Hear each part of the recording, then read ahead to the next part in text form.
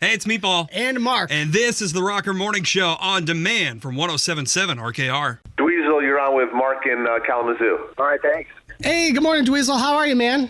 Good, how are you? I'm doing great, man. Very much looking forward to this tour that you got coming up, man. You've done just about everything in the music industry, and you're now less than a week away from your North American tour.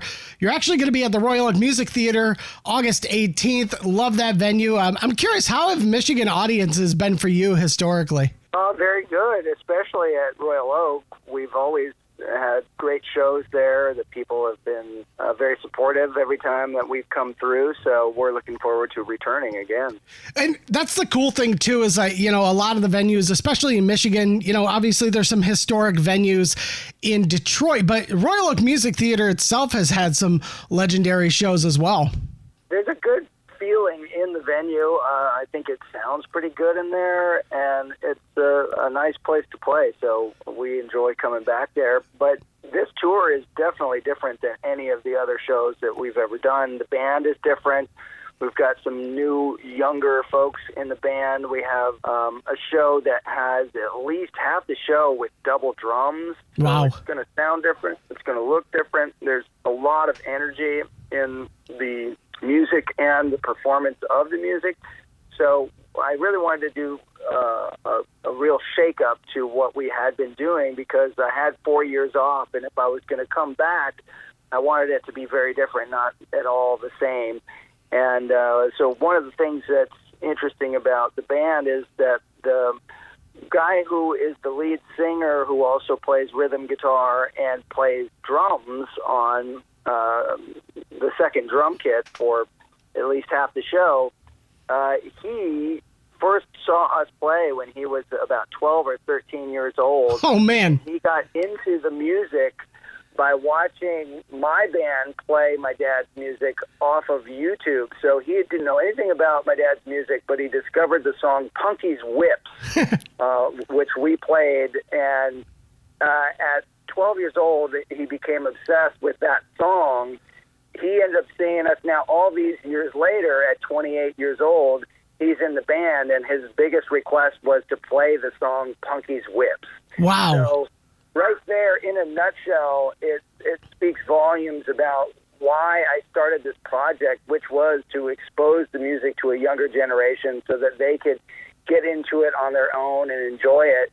And he has become a lifer, is what we call them, when you get really deep into the music.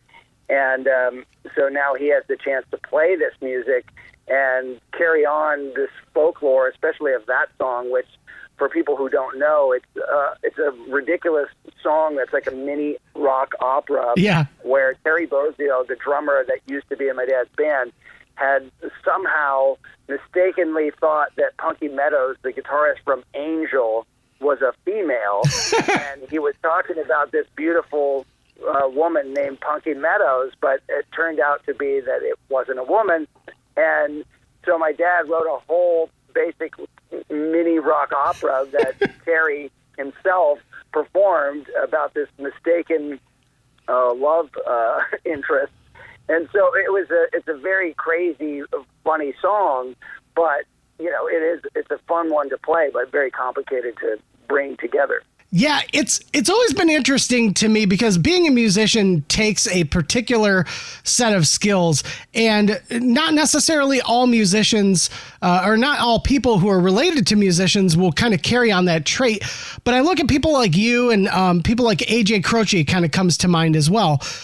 We spoke to him, and he kind of brought up that him and his father grew up listening to the same music, literally, because he inherited his father's record collection. Now, obviously, he was a toddler when Jim sadly passed away, but was this kind of a similar situation with you and your dad? Like, was he kind of educating you at a young age with music? Well, I didn't really hear any other music other than what my dad was either working on or listening to till I was about 12 years old. So I had a lot of similar interests in what I was enjoying about music, but I remember hearing the radio when I was probably 12, somewhere around there, and thinking, where's the rest of the music?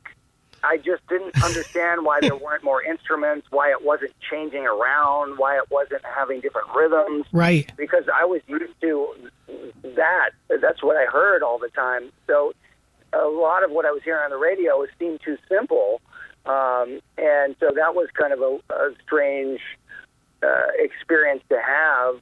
Now, I can certainly appreciate when something's simple and just perfect in that way. Like right. AC/DC has mastered the art of making something sound simple, but still it has 100% power, the way that they deliver it.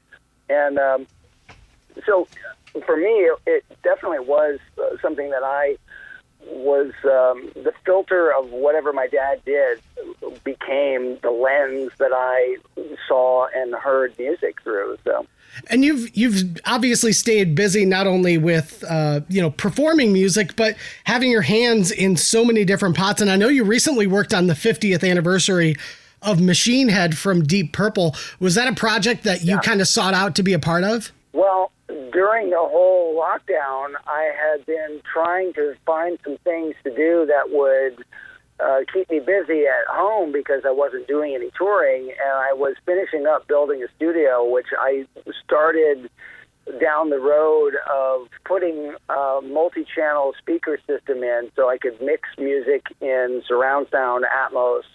And because of the studio build and the way that it turned out, a lot of people started hearing about what I had put together, and then some different labels had come by and listened to some stuff, and it started conversations about, hey, you should work on this project or do this. And the Deep Purple one came up because the song Smoke on the Water, as popular as that song is, many people don't know it's actually about my dad and right. about a concert that he performed where some jackass fired a flare gun into the ceiling of this casino building, and it burned the place to the ground in a few minutes.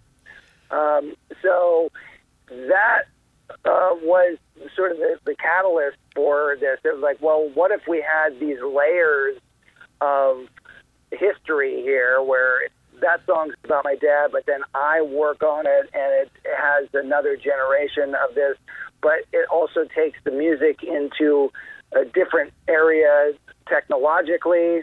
So I think there was a story in it, and it was also a fun thing for me because I love the band, I love the music, I love that record, and I had a chance to work on bringing out some character in both stereo and Atmos that hadn't been heard before. Some details in the music because technology allows things to go on a deeper level now than it did back in the day. So there's some good enhancements, and I had a lot of fun working on it. That's awesome. I mean, you've worked with so many people. I'm curious if there's any musicians out there that you haven't worked with yet that you'd love to collaborate with. I'm sure there are.